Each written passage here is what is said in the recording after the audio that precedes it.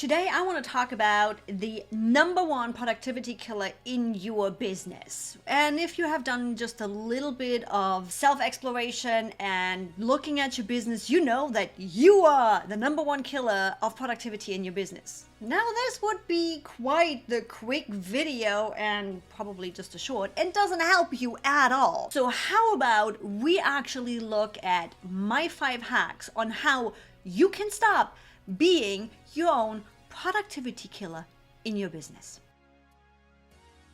I know. I had some fun with that. I just wanted to play around a little bit. But no more too much having fun. If you are already working on your business, you know we are the reason for not being productive. So today I want to really dive into my 5 hacks that help me be more productive, be more efficient in my business, and just be better. So let's dive in. Number 1, you might not have thought about that yet. Values elicitation. What that means. Values elicitation is a practice that I learned in NLP that allows me to elicit values. And I'm not talking about your business value of this is our mission and this is how we want to serve our clients. No. The values I'm talking about happening in your unconscious mind. They are not decided. For example, if I look over there, I have my values right over there, and they can be elicited in different areas of your life.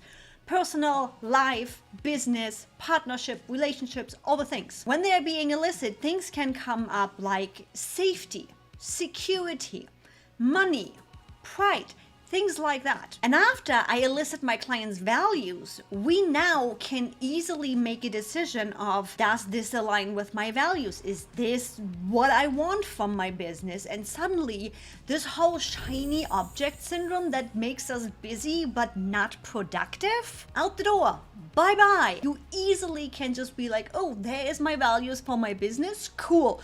Does it align? No, bye.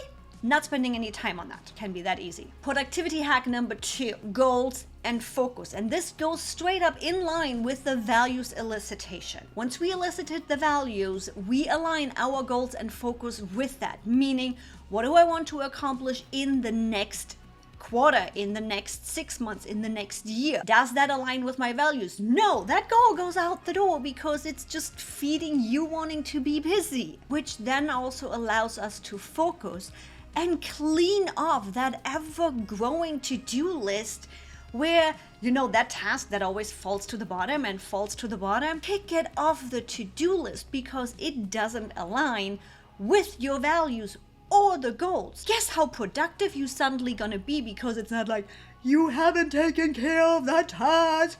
Why is that task still on your list? That voice suddenly is gone because you were able to make an educated decision of, I don't need to do that. It doesn't align with my values. It doesn't align with my goals. It doesn't do anything for my business.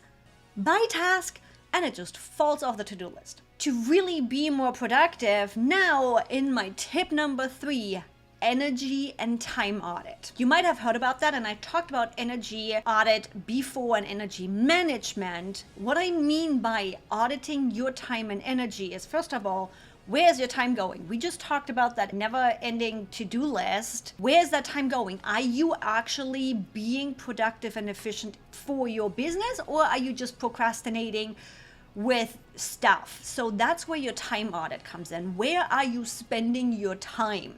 And where are you potentially wasting your time rather than being productive? Your energy audit is what tasks feed you energy, what drain you of energy, and what's just kind of neutral. And for my females out there, girls, you also need to look at your energy throughout your cycle, because chances are you're going to have a couple of days where your energy is just in general low, and then align your tasks that are focused and the time you are spending with your energy. And now suddenly you're going to be way more productive. Productivity hack number 4. Take care of your team first. What do I mean by that is, when we start to outsource tasks, when we start to work with the team, we are still in this habit of, I need to get my stuff done. I need to get my stuff done. Yeah, but you are not being your most productive self if your team is waiting to get stuff from you because you are doing your stuff first, and then you end up doing it yourself because the team didn't have the information they needed, and you see where this is going.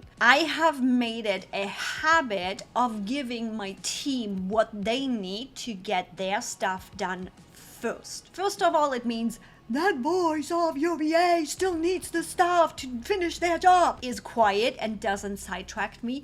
I don't feel bad about being the bottleneck for my team, but it also means more is getting done in the business because not just I am more productive, my whole team is more productive. Productivity hack number 5.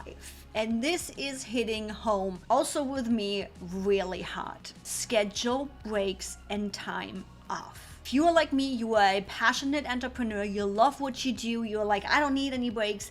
I am in the flow, I am getting stuff done, I'm just eating at my desk. It's gonna come back to haunt you. Get into the habit of scheduling lunch breaks. Take your lunch away from the computer. What is happening is you are ending up in the spiral of, at some point, even hating your business to a certain level because you don't get to enjoy the things your business allows you to do. Not only that, your level of efficiency and productivity is going to tank. You need to recharge yourself. You need to step away from everything for that creativity to set in again, to broaden your view, to get new ideas.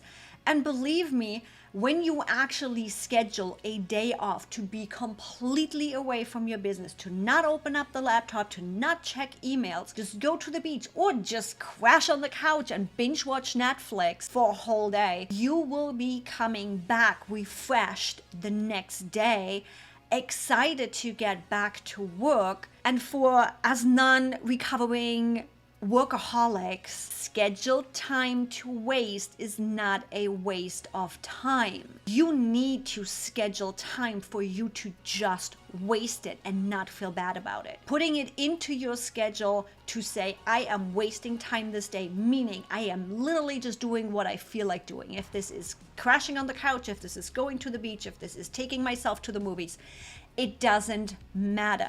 Your time is not wasted if you first of all schedule it and spend it with yourself. You are not your business, even though you are your business. You need to take care of yourself too. Just because you don't spend your time in your business doesn't mean you wasted your time. Recharge your batteries, cancel out your scheduler for that lunch break and take that lunch break. It will help you go over that energy low lunch thingy and start fresh right after. And now that you are ready to hack your productivity and stop being the bottleneck in your business, I got another video for you that feeds right into this with my how I start my day in ClickUp. There is a specific process and workflow behind it that really allows you to nicely ease into your day. Make sure you don't miss anything and don't have this voice talking to you again of, you missed something, you forgot something. And if you haven't done so yet, go hit that subscribe button. I would love to see you in the next video.